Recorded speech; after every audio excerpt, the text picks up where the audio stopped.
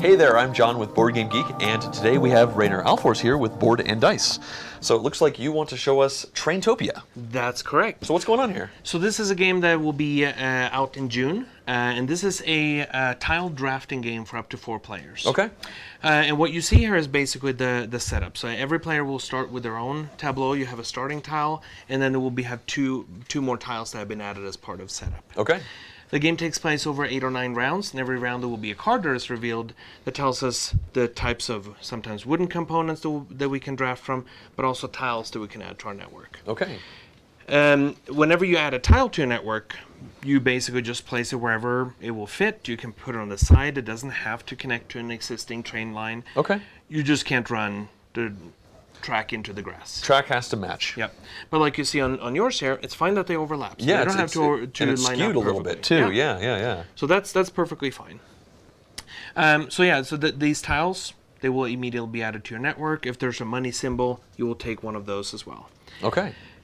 The other tokens, they will either help you with in-game scoring, or they will give you some immediate scoring benefits. So for example, the tourists, they're interested in attractions along the track. So for example, here you have 2 different attractions. Mm-hmm. If you were to later add more of them and you place a tourist, they're going to score for all of the attractions that are available along that On that route. track, okay, yeah.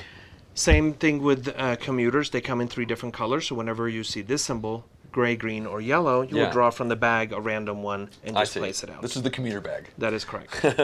And then when you place that on the board, they will score now based on the districts that match that color. So for example, the yellow commuter, they will score 3 points because there are 3 matching districts. Okay.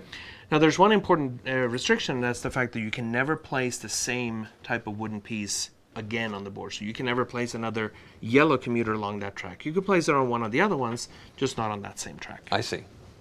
The mailbag will double the value of the track.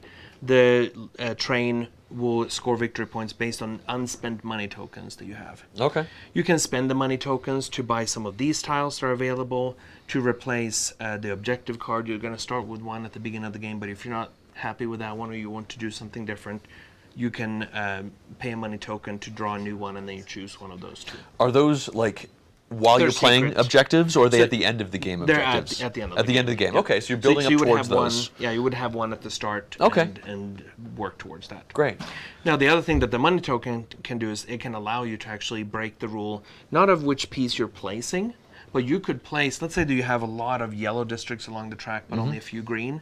You can still place a green or gray commuter, but pay a money token to score for yellow districts instead. Oh, okay. So you have a little bit of flexibility that way. Okay. Game takes about 30 minutes to play.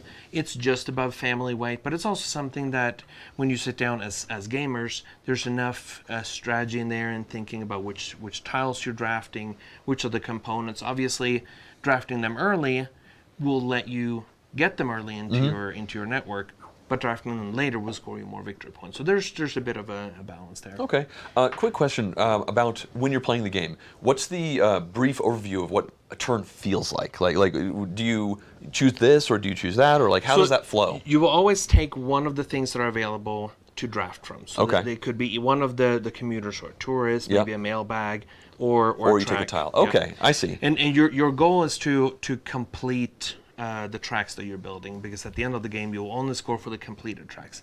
But you also need to make sure that you you score more points if the end stations do not match. I get it. There are fewer stations in the game than other things, so it's one of those things where you're trying to say, okay, are you going to take the, I really want the commuter, for example, but are you going to take that station if I don't take it? Okay. Yeah. That tension between building up the thing that could score and the things that actually give you points for it. Yep. Okay.